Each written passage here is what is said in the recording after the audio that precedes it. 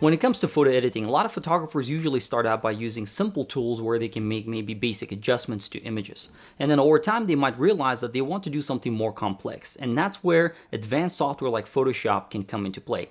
In this section, I want to demonstrate Photoshop and show you some of the capabilities that Photoshop has. Now, I'm not planning to cover Photoshop in detail because, truth be told, there's just so much functionality within the software that if I wanted to do that, it would probably take a very long time for me to cover the basics. So here, the idea is to give you an overview and maybe show you a comparison between what Photoshop can do and Lightroom cannot so that you understand the differences. And when it comes to knowledge of Photoshop, I don't think there's a person out there in the world who can say they know everything about Photoshop and what it can offer, because the thing is the software changes all the time and there's just so much stuff in there that once I start showing you especially, you'll realize just how complex the software can be. And within Photoshop, it's one of those tools where you can skin the cat in many different ways. You could even take something as simple as sharpening and apply different sharpening methods to an image in so many different ways. So let's just go into the software real quick, and I just want to show you what Photoshop is all about. And again, this is more of an overview than anything else. All right, so let's get right into it. And I've got Photoshop already open here. And if I were to go ahead and open an image, and I have one raw image here. If you try to open a raw image, what will happen is Photoshop will bring up this camera raw tool. And the reason why this happens is because Photoshop natively cannot deal with non-destructive images, raw files. It has to open a separate tool which will then convert this image into a more compatible destructive format that I can then work with. So that's why you see this come up every time when you open a raw image. Now, since I'm a Lightroom user, I really don't see this because I can open an image directly from Lightroom. But if you don't use Lightroom and you want to open a raw image, this will come up. Now, one thing that is important to point out here is that all the editing functionality you have within Camera Raw is exactly the same as in Lightroom. It's basically a one-to-one copy. Now, it might look different, so if I go to Lightroom and I go into Develop module, I'm gonna have Basic, Tone Curve, all these sub-modules here, whereas in here, they're going to be available as tabs. But I still have all the functionality that I normally use within Lightroom in Camera Raw, so even including things like adjustment brushes and gradient tools, they're all going to be available through here. I'm going to go ahead and cancel this because my intent is not to open things directly from Photoshop. Instead, I'm going to make the tweaks to the image in Lightroom. And that's kind of the beauty of this combo, is that Adobe engineers wanted to make these two software packages go hand in hand so that they have the most integration available. And if I wanted to open the image directly from Lightroom, the nice benefit here is that once you open the image from Lightroom into Photoshop and that raw file gets converted into a compatible format that Photoshop can deal with, then once you make the changes to the image and save it in Photoshop, those changes will automatically carry over to Lightroom. So you do not have to deal with re-importing images anymore, because that image, once you save it, the destructive image is going to automatically be imported into Lightroom. And I'll show you how that works. So what I'm going to do is I'm going to just make maybe some very simple changes here. I'm going to start with where I usually start, which is I'm going to change the camera calibration here and maybe just do some very simple tweaks like add a little bit of sharpening, maybe mask out the sharpening a little bit here, and just do some basic adjustments. And again, I'm not doing anything crazy here, just very simple changes just to bring out the contrast here. Now, once I make the changes here, these changes are, again, basic changes to non-destructive raw format. From here, I can just right-click the image and say Edit In and Edit in Adobe Photoshop. And once I click that, what's happening is Lightroom is passing to Photoshop already a converted format which has all the changes that I made in Lightroom are going to be carried over into this image in Photoshop. So as you can see, if I go back and forth, this image looks exactly the same between Lightroom and Photoshop. So that's just something to keep in mind. Now, what I want to do is if I say, okay, well, I made some changes, and say I just do something like just a simple black brush here. If I go ahead and save this image in Photoshop, what will happen is this just got converted. As you can see, even the extension got changed to TIFF. So if I go into Lightroom to the grid, I now see that same image twice. I've got the original raw file, which obviously cannot be modified in Photoshop, and then I've got this TIFF file here with all the changes that I made in Photoshop. Now I'm going to go back and switch this off. I'm going to go to the history panel here and undo that change. Now what I want to do is, before I show you any more of the functionality in Photoshop, let's just do a very quick overview of the interface here. If you've never worked with Photoshop, what you might see once you open it up, you might find it really overwhelming, and really is, because there's just so much stuff built in to the software. And the very first thing that we should probably do is just talk about the interface here real quick. So you've got the top menu option here that will allow you to go through different areas and maybe select particular tools and go through the plugins. And then you've got this navigation here on the left side, which allows you to pick a particular tool to work with the image. And then you've got all these different panels here. Now, again, it can look pretty scary with all these different buttons, and they're so tiny when you look at them, so it can be really overwhelming. But the idea here is to, again, not to show you everything that's available here, just to show you some of the tools that I personally use and rely on within Photoshop. So let's do a quick guide of the interface here. I'm going to go ahead and click this window, and the nice thing about Photoshop is that Photoshop allows you to actually customize the interface. Maybe you can do some simple things in Lightroom, like expand and collapse some of these modules and some modules that you work with. In Photoshop, you have way more flexibility here. So if I said, well, if I wanted to just work with the photography workspace, I'm only going to have tools here that are relevant to photography. So I've got the histogram and other things. But by default, when you open it up, it's going to open this in the Essentials one, where you're going to have just different options. So the nice thing here is that you can actually move things around. If I say, well, I want that out of there, maybe I want to move it to a different area here, I could actually do that. And if I say, well, no, I actually don't like that, I can go back and reset that workspace, which will bring it back to default. And the nice thing is you can move things around and even save it so that you can only choose to work with the tools that you normally use. So it's a very highly customizable interface.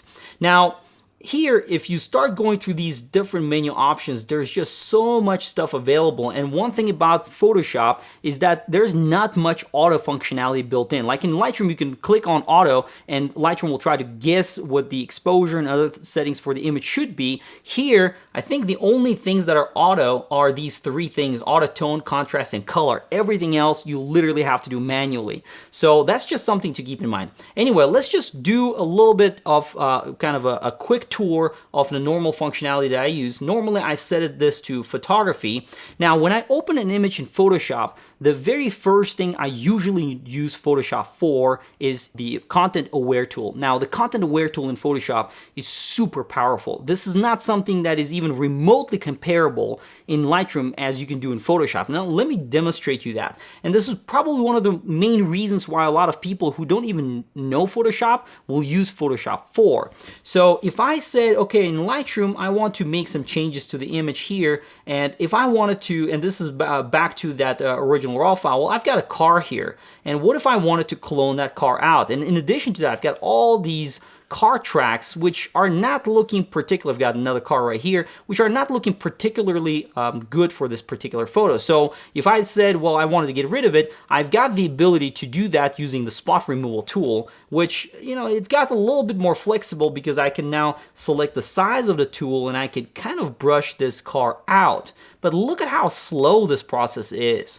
And once I do that, it's not very smart because it's going to give me two options here, either to clone a specific area or to heal a specific area. And the bad thing is, okay, well, I have to find another area that looks pretty similar. And as I drag this is just incredibly slow. And it's not going to do a very good job. Once I start dealing with something more complex that I need to get rid of, it's not a flexible tool. The bad thing about this, now, if you look at the bottom here, it's gotten dark because I didn't select area big enough for me to be able to completely remove it. So So I cannot even go back and re-edit this particular brush. I have to delete it and start over. And that's the inflexibility of Lightroom. There's just not much I can do. And if I started to try to get rid of these tracks, good luck with that. It's just not something that I find feasible to work with. So now if I go back to Photoshop here and I use that same image, I'm going to zoom in a little bit and just show you some of these amazing tools built in here. If I click this tool here, which allows me to do a similar spot healing, I've got the ability to, first of all, do different types of modes for healing. So I can do normal, which is going to try to approximate things, and then if I do replace, it will try to copy from one area and maybe even do a better job there. So anyway, let me just show you what I can do here. I'm going to increase the size of the brush here, which I can either do it through here, select different hardness and things like that, or I can just press the button here on the keyboard to do that. And if I just paint this over, look at the difference that it's going to make. Boom, and that's gone. And if I see another trace of something else here, I can just get rid of that. And this is an immediate tool. It is so much easier to do this, and I can do this over and over, many times over. As you can see in the history, I've got two spot healing brushes that I applied. And if I had a bigger area that I needed to take care of, I've got all these other tools here. I can use this particular tool and then click a source, which I could say, all right, I'm just going to use this source here, and then I'm going to go ahead and use that source to eliminate all these tracks. Look at that. And it's just something you would never be able to do in Lightroom. And even if you were, you'd need to find another area to copy it from, and it doesn't do a very good job. So if you're after spot healing, I could use this tool all day to get rid of all kinds of stuff here. I could get rid of all these tracks here. And then the flexibility here is that I can use all kinds of different tools that accomplish very similar things. If I wanted to do a bigger area, I could draw that bigger area, and I could say, now copy it from here. And boom, it just copied that. Keep in mind, if you want to deal with situations like this where you want to remove bigger objects, maybe remove people from scenes, remove rocks and trees and bushes and other things that are distracting in that image, the only proper tool to use is going to be something like Photoshop. Now, aside from these amazing tools like spot healing with content-aware capabilities, I also use other functionalities within Photoshop that can be incredibly useful. And one of them is going to be plugins. You can actually use them directly from Photoshop. You can fire them up from here.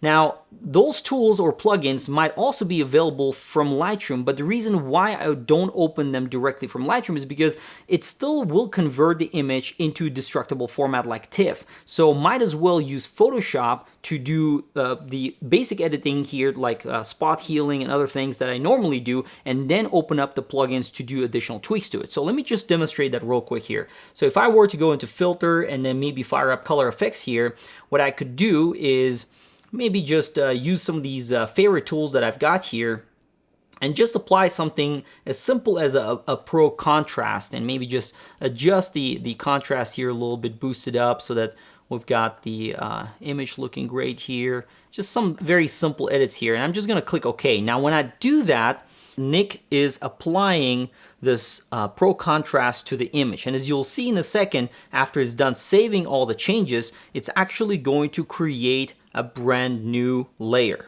Now this is a good time to talk about layers, and one thing you'll realize about Photoshop is that layers is actually the foundational component of Photoshop, and that's the versatility of the software. The fact that you can do so many different changes to the images is thanks to the layers capability. So let's talk about layers and what they are. And right here I have a good example to demonstrate the layers capabilities. So I have a couple of photographs here, and I have this one portrait right here and another portrait from a wedding. And this is a good opportunity to talk about how layers function. Now, if we take these two photographs, and I could say, well, maybe I could take this photograph and put it on top of this one, the moment I do that, the second photograph completely disappears. So think of layers as something that has the ability to stack things on top of each other. So if I had 2, 3, 4, maybe more photographs when I started stacking them on top of each other, layers kind of work similarly. And the image that's going to be on top of it is going to be visible, but the image that's on the bottom of it or on the lower part of the stack is going to be invisible. Now, what if I said, I want to make parts of this first image to be visible on top of this second image? Now, with photographs, it would be easy to accomplish. All I have to do is cut a portion of this image. So for example, here I have a lot of black space here. And what if I said, I just want this face to be part of the second photograph? Well, the only way I can do that is cut it. So let's go ahead and do that, and I'll show you how that works. So while this is going to destroy the photograph, it's going to be a good way to explain this particular segment. So I'm going to go ahead and make the cut.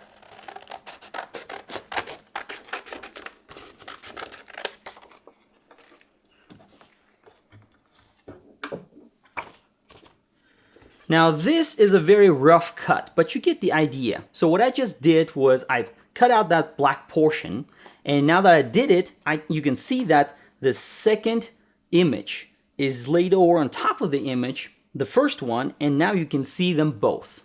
Now we talked about destructive editing, and as you can see, this is a pretty destructive way to work on a photograph. Normally you would never want to do something like this unless that's your purpose.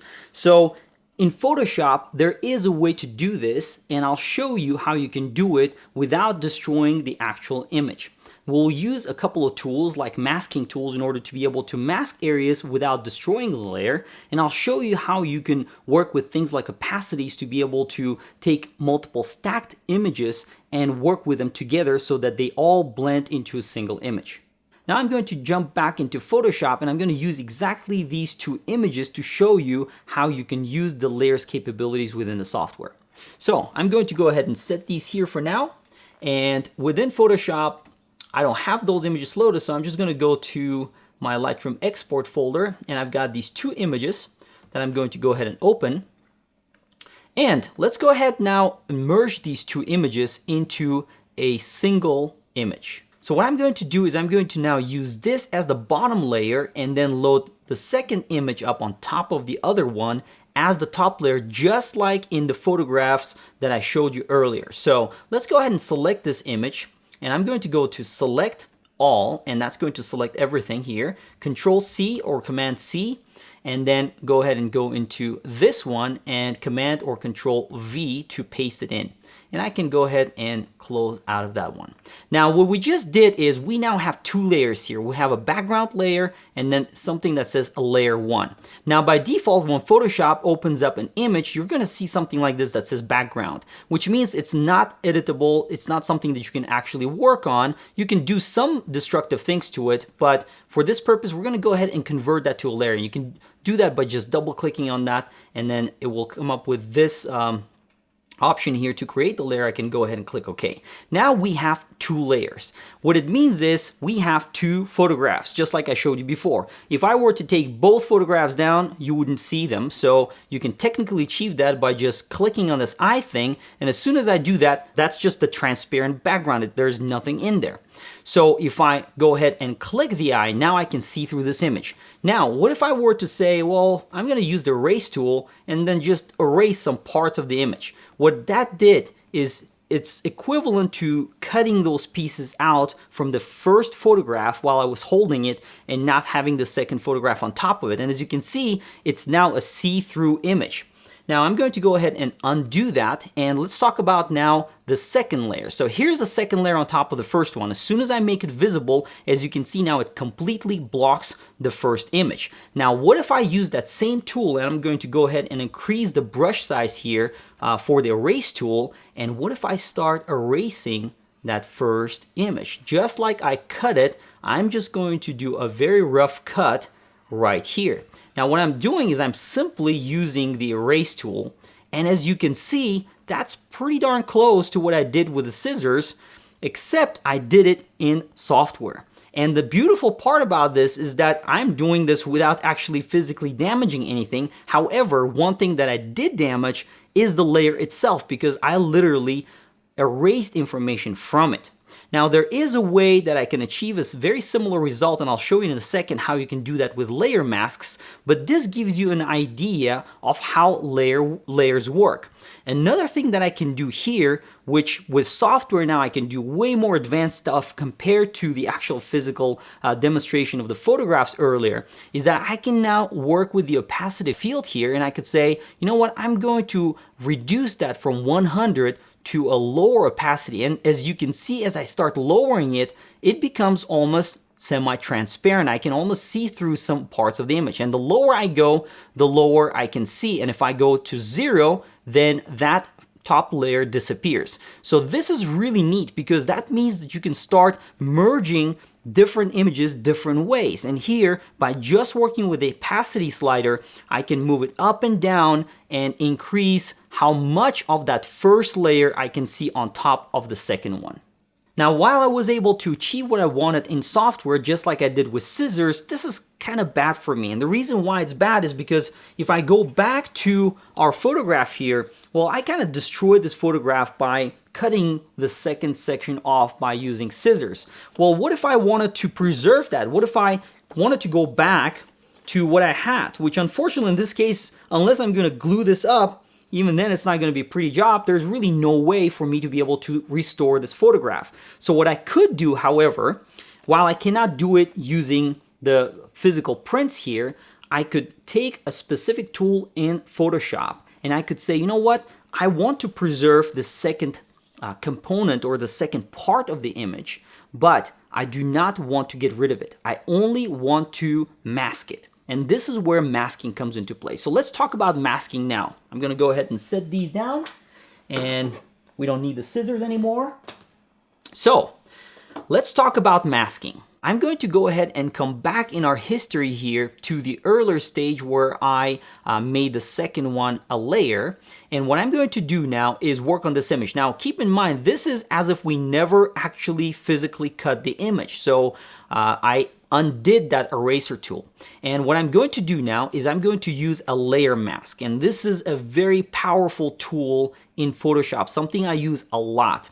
And as you will see later, especially when we start doing the demos and I start showing you how I work in Lightroom and Photoshop, you will see how I use this tool quite a bit. And real quick, I'm going to go ahead and get rid of this history just so that we can work on the image and see everything here. So I'm going to go ahead and select this first layer, and then I'm going to come down here and click right here on this icon. What it does, it creates a mask. So by default, when you click on that, it creates a white mask, which means everything in this layer is visible. And as you can see, when I click that, actually nothing happened with the image. But one thing that I can do now is I can start painting parts of the image. And when I do that, I have to use specific tools to do that. I'm going to switch to a brush tool here, because that will allow me to paint selective areas of this particular mask. And you will notice that I don't have the layer selected anymore. I now have the mask selected.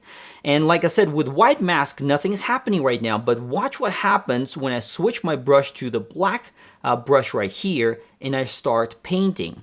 As you can see, now that area that I just painted with black is becoming a see-through.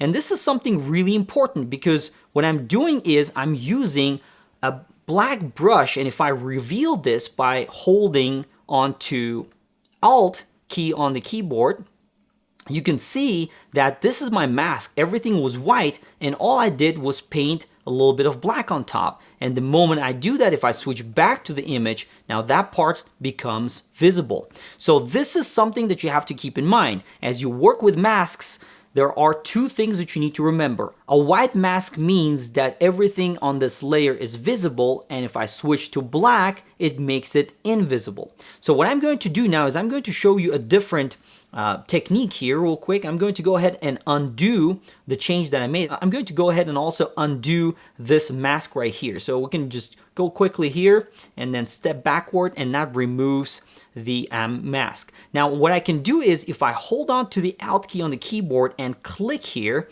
as you can see, it flips the mask. It creates a mask, but this time it's a black mask. And the black mask means, just like I said earlier, now basically everything in this layer is invisible, and now it's only showing the bottom layer. Now this is the reverse effect of what I did earlier. And if I switch my brush to now a white brush and start reversing that effect and start painting on this area, look at that. Now, if we switch here to the layer mask itself by pressing the Alt on the keyboard and then just clicking here, you can see everything's black and I painted white. And if I look at what the effect is, now I'm revealing the second layer on top of the first layer. Now at this stage of the game, I could simply use the same brush and just continue painting over the model's face to simulate what I did earlier with a photograph. But what I'm going to do is I'm going to now go back and undo what I just did. So I'm going to go ahead and go to Edit, Step Backward. So we're back to this. And instead, I'm going to go ahead and simply click on the mask to create a white mask because that will simulate my scissors. Okay, so here, let's go ahead and increase the size of that brush, which you can also access through this menu right here. And what I'm going to do is just paint this area. But as you can see, nothing is happening. Whoop. And the reason why is because I have the white selected. So white on white does absolutely nothing. So in this case, all I have to do is go ahead and switch, which now changes to black. And now let's go ahead and start painting now. And as you can see, now it's actually a lot more subtle compared to before. And the reason why is because I'm using a much softer brush that doesn't have hard edges. So if I switch back here and if I increase that hardness to 100%, I could simulate what I did earlier, very rough cut right here. Now, what did we just do? The big difference between what I just did here with a layer mask compared to earlier stage when I simply erased the part of the image is that the first part was destructive and this part is completely non-destructive. Let me explain.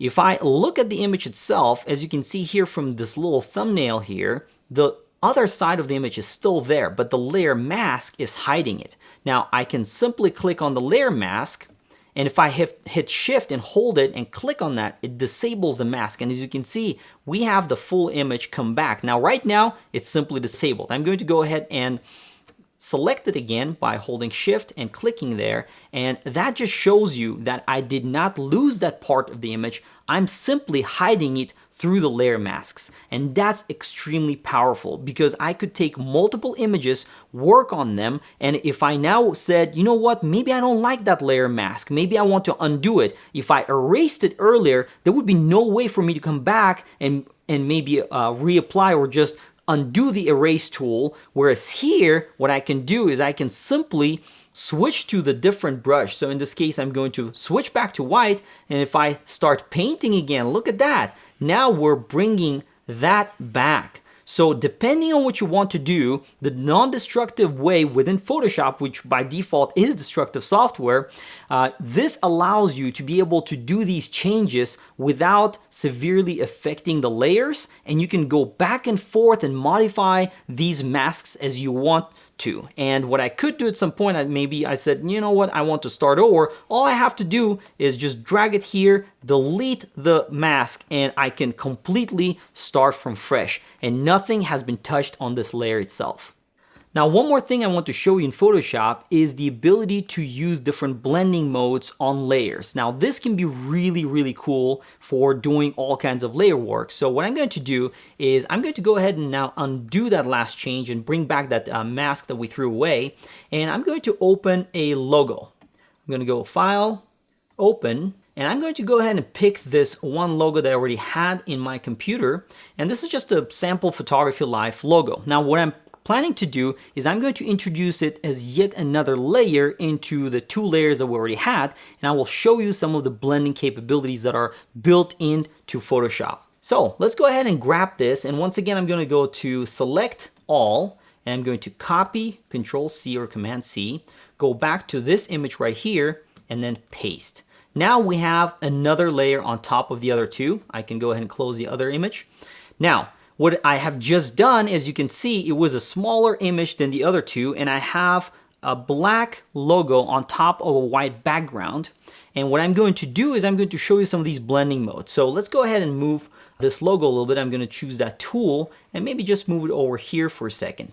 Now, obviously this is not looking really good, but with blending mode in Photoshop, I can choose to completely change the way that this logo is going to appear on the other stacked layers on the bottom. So what I can do here is I can simply go right here, and this is the blending option for the particular layer, which in this case, I have that last layer selected. If I click here, I have all these different options. Now, I'm not going to go through all these options because this is way beyond the scope of this Photoshop introduction. I'm going to simply pick one of these, and let's start with multiply. Now, check that out. By just clicking multiply, what it did is completely remove that white from my logo. Look at that. So if you have a logo like that with a white background, you don't even have to go and try to delete the white background out of it. If you just use the right tool here for blending, you can simply have a very quick result right here. Now, the reason why this happened is because now this particular blending mode is saying anything that's white, you're going to basically get rid of, and then anything that's black is going to be visible. So we're physically not deleting anything, it's simply using that particular blend mode to change the way that this photo is going to appear. Now, if you noticed earlier, the side of the logo that says life.com actually has a different shade of gray, and that's still visible, but you can still see that it's not completely black as on the side. So it's not just taking pure blacks and whites, it's also looking at different shades of gray, and whatever that change is going to be, it's going to use that blending mode to try to blend that through multiply into these images. Now, on the opposite side of the spectrum, we have another tool right here which we can use, which is screen. And if I click on that, look at what it did. Now, what it's doing is it's saying, okay, I'm going to keep all these white areas, but I'm going to make all these black areas transparent. And the effect of that, look at that. Now I can see through those black areas, and then the white border is there. So by just using these two different blending modes, I was able to change the way that layers appear on top of each other. So go ahead and play with these and see how they work, because they can be very powerful. Way before you even go into creating masks and doing other things, you can creatively combine multiple images and have some really interesting results. Hopefully you found this demonstration of layers useful, and now you know what they are and how they work. Now what I'm going to do is I'm going to jump back to our previous image, and I'm going to go ahead and close out of this one because we no longer need it. And now we're back to our image. I now have a separate layer which is sitting on top of my previous layer, which was just a background layer here. Now, if I go ahead and uncheck this eye, which just shows me what this layer is doing to the image, as you can see, this is my old image. This is where I started. And then this is what the tool was able to do for me. And as you can see, that's a pretty drastic change. Just using a plugin already allows you to make these amazing edits to the image. So if you rely on such tools, you can make very quick adjustments to the image within Photoshop, and they're just going to sit here as a layer. Now, the nice thing about layers is I could say, no, you know what, I want to only show 50% of the changes that I made to the image. And by just dragging this opacity tool to 50%, look at this. I am just now reducing that layer to 50% opacity, so I'm making it semi-transparent.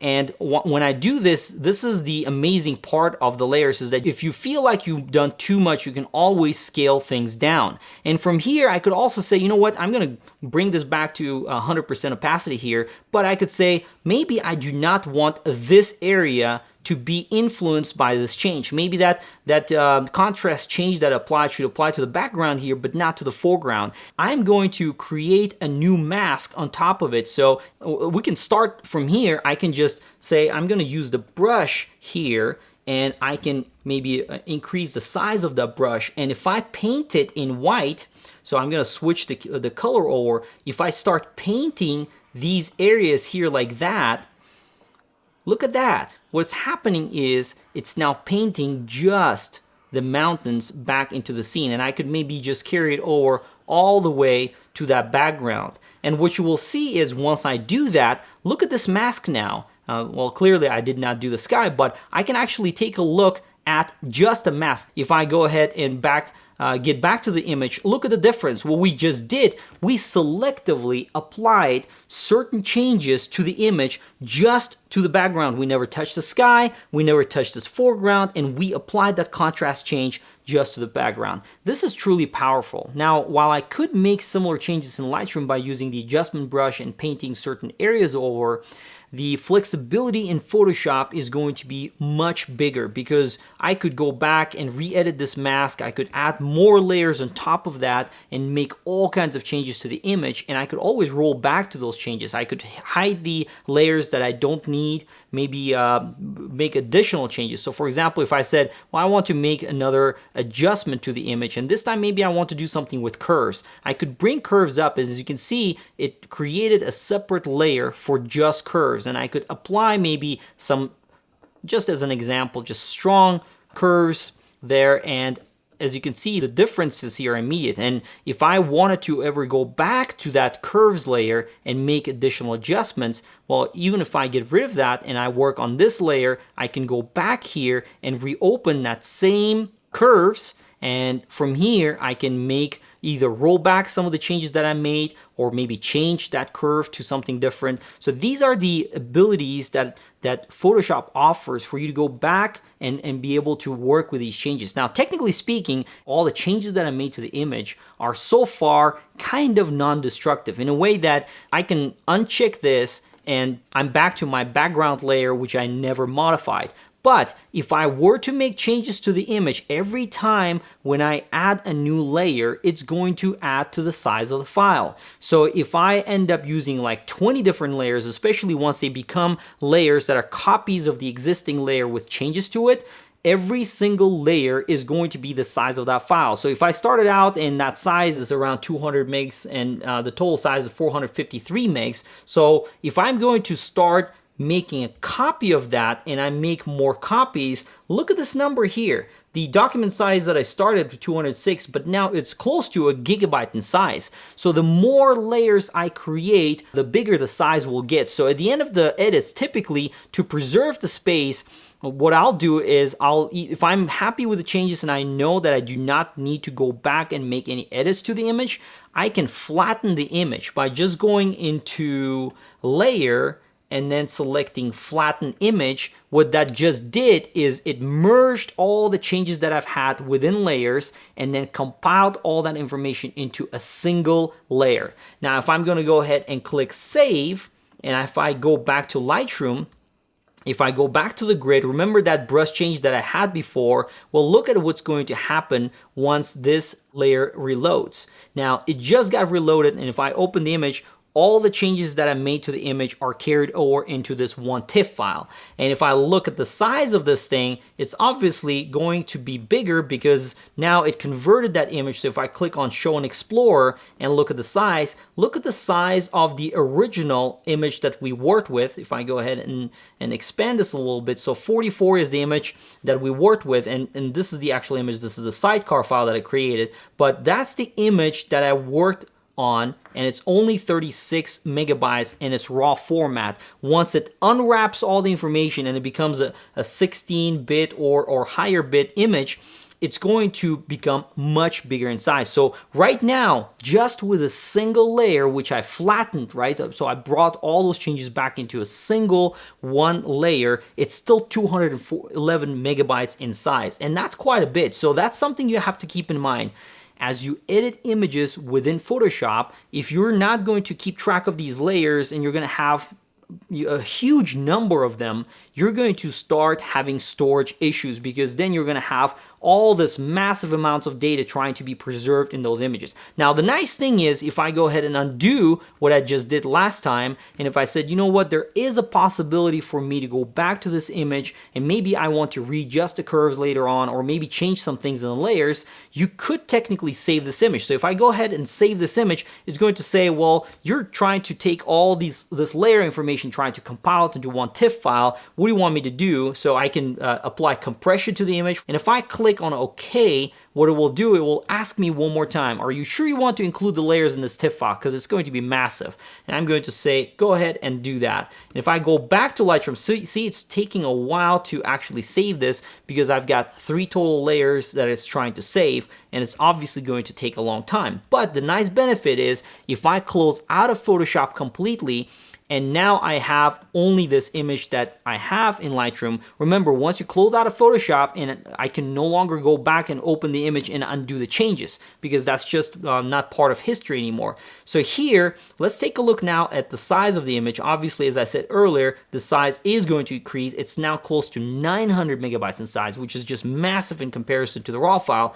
But the nice benefit is I could go back and say, I'm going to edit that image back. And here Lightroom is saying, well, what do you want to do? Do you want to edit that original image that I brought back into Lightroom, or do you want to edit a copy or edit a copy with Lightroom adjustments? So if I made some adjustments to the image and I reopen that image in Photoshop, then it would carry those over. But for me, I'm just going to say edit original because I want to see everything that I've made to the image and maybe tweak those layers further. So as Photoshop fires up, what you will see is once it's done loading, I've got those layers back in Photoshop. So I could go back and make additional tweaks to that curves and then maybe change the mask a little bit, play with it. But if I go back to the history, as you can see, all the stuff that I did before is now gone. I only have open and modify the curves layer, which I just did.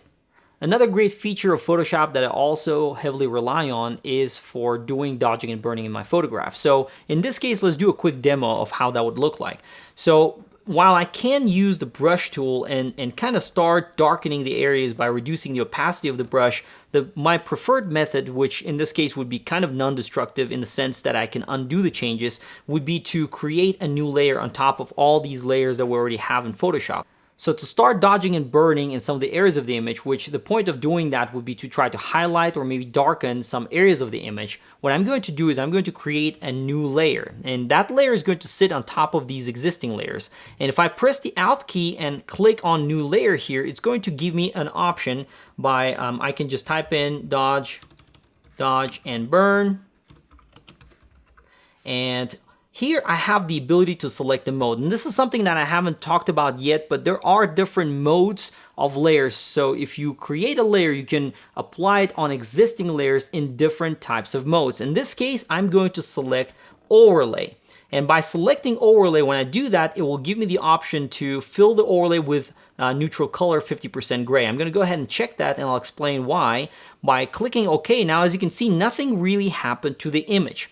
And the reason why is because I selected overlay. If I go back to normal, as you can see, this is just 50% gray that sits on top of everything else. By selecting overlay, it becomes kind of a transparent layer that's sitting on top of others waiting for changes to happen.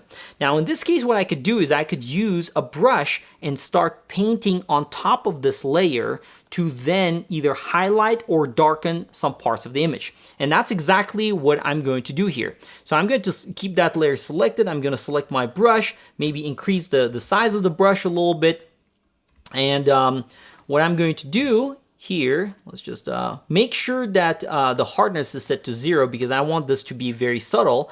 And one thing that I'm going to do is if I set this opacity to 100%, it's going to be a very strong effect of that dodge or burn in this case, which I do not want. And if I select a different color, which in this case I can swap the colors and say I'm going to paint with white, is going to be way too strong. So this top one is burning and this one is dodging. I'm going to go ahead and undo both. What I'm going to do is I'm going to use this pen with its pressure sensitivity capability to be able to do this dodging and burning a little bit more effectively. And this is kind of another power of using a combination of a nice pen like this with Photoshop, because I can enable the pressure sensitivity here. I'm going to go ahead and set opacity to a much smaller number, maybe something like 5%. Then I can apply, in this case it's white color. So remember, white color is for dodging and then the black color is for burning. So let's start out with these rocks here. And the point here is to try to maybe just point out or highlight these rocks here, which are really beautiful. That's kind of the reason why I shot the scene is this foreground is looking really nice. And if I wanted to highlight those rocks here, what I could do now by enabling the pressure sensitivity, let me show you the effect here. If I set it back to opacity 100%, if I just lightly start touching this area, as you can see, it applies only to that area very lightly. Now, if I start pressing it, it's a much more visible effect. So this is kind of the nice thing about using this tool, is that I have that flexibility. So I'm gonna go ahead and undo that, set the opacity back to something like 5% here, and let's just do a very subtle change here. I'm just going to paint over these rocks here, and you can see there's a very slight change happening, and I'm just doing a little bit of highlighting here on the rocks, and maybe some darker rocks right here, just these areas right here, maybe just this one. Now, after I'm done painting, I'm gonna zoom out and let me just show you the before and after. And again, this is a very subtle change, but you can see the difference right away. And the nice thing is I can actually, once I make this change, if I say, well, that's a little bit too strong, I can reduce the opacity here, and then it becomes even more subtle change here. And in order for me to do the burning here, which I could maybe use that same brush to apply and maybe darken these mountains here in the background, all I have to do is swap the brush to black and now start painting these areas right here. And by doing that, as you will see in a second, maybe increase the brush size a little bit here, and then let's just paint these over.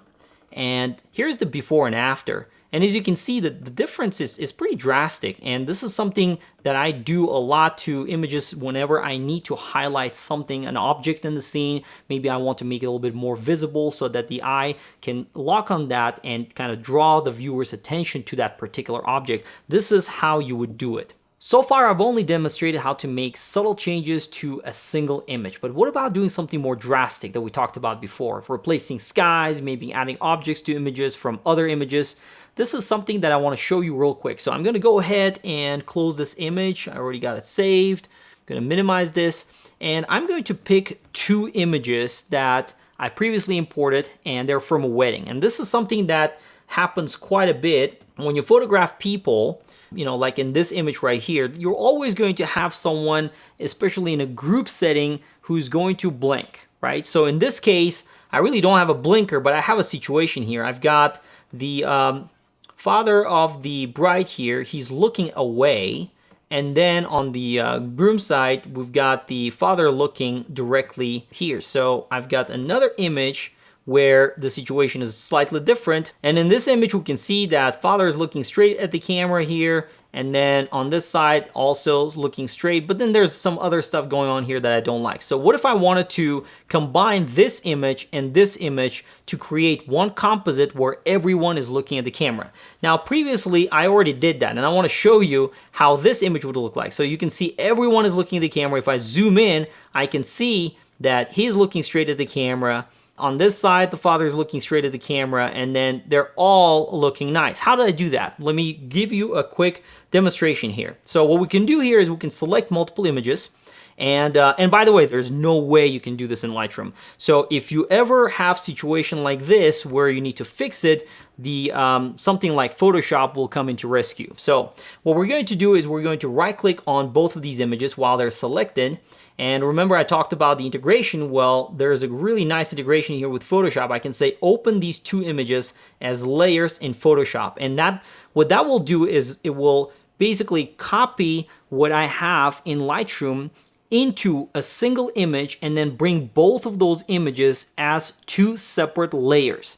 And as soon as it's done, you will see that that's exactly how I'm going to end up having the image here in Photoshop. And what we'll do is we'll use the two layers, first align them so that I have a good starting point, and then we're going to transition into having everyone facing the camera. So how do we do this?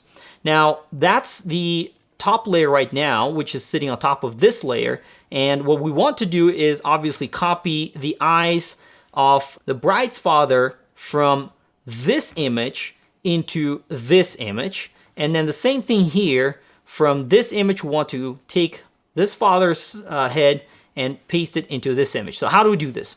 Well, I showed you how we can use the power of masking tools. So before we do that though, I'm going to select both images. I'm going to go Edit, and I am going to auto align layers.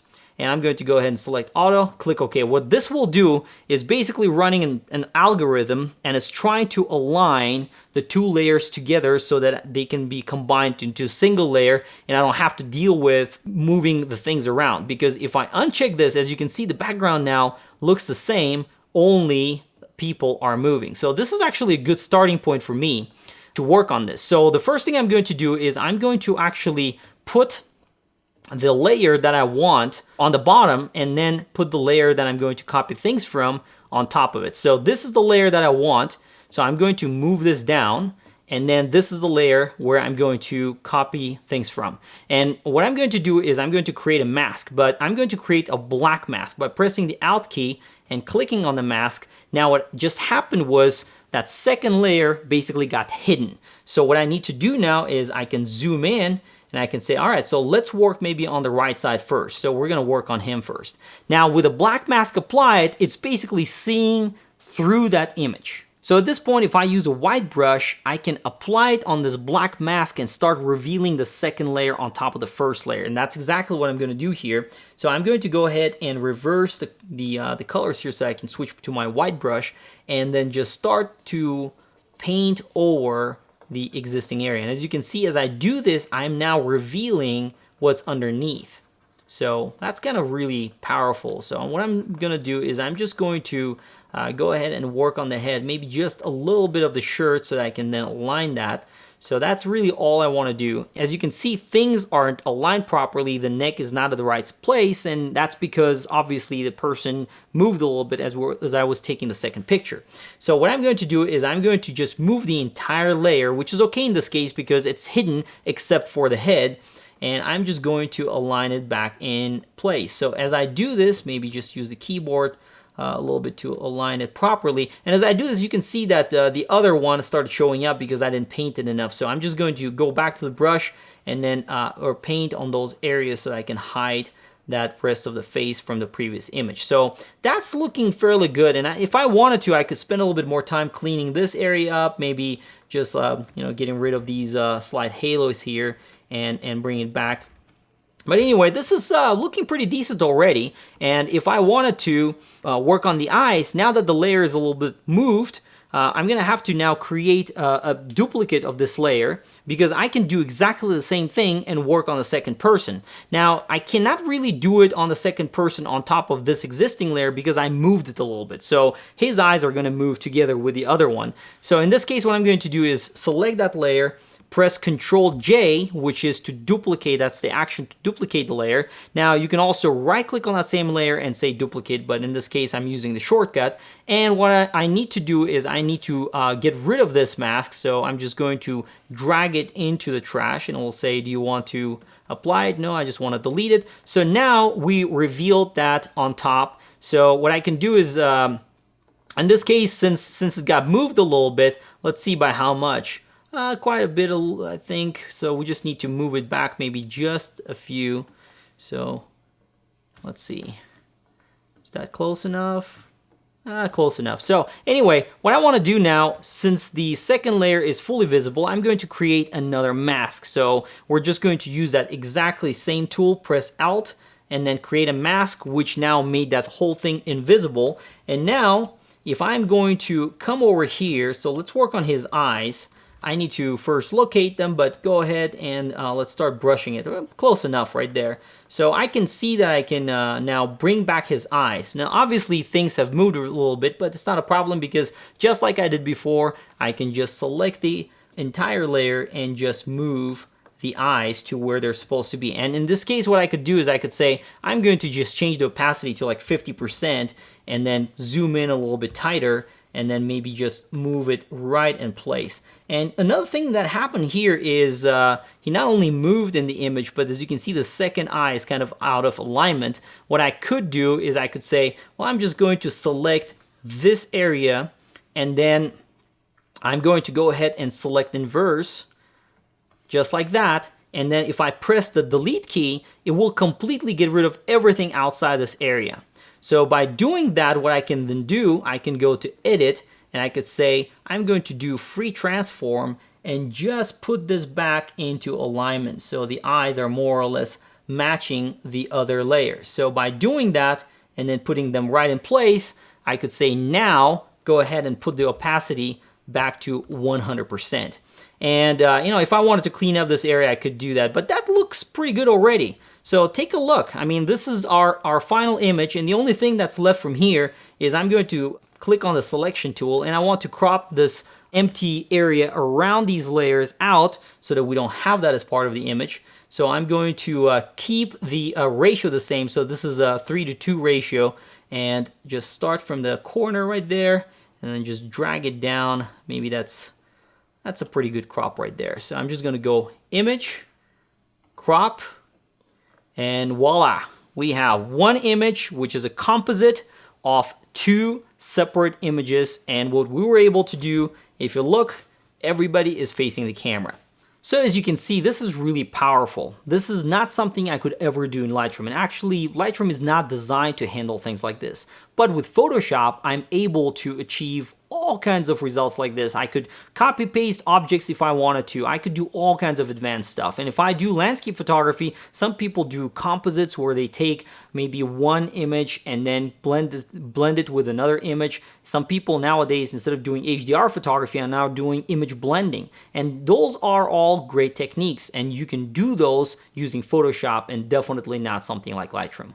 So to wrap up, Photoshop is an amazing tool. There's so much built-in functionality, and everything that I show you so far is only the stuff that I use. It doesn't mean that Photoshop is limited to only these particular tools. In fact, if you wanted to find out more, with Photoshop being such a popular option out there among professionals, you will find so much material online, YouTube videos and other articles. In fact, some articles we even published on specific techniques within Photoshop that if you're exploring and trying to find out more, there's definitely a way to learn. Now, you might find Photoshop pretty overwhelming and think of it as something that has a very steep learning curve, and it doesn't have to be. In fact, I would try not to learn everything. I personally know how to use a few tools in Photoshop, and that gets me by to edit a lot of my images. So think of it the same way. Remember, Photoshop can be as complex as you want it to be. So my recommendation would be to give it a try and see what it can do to improve your images.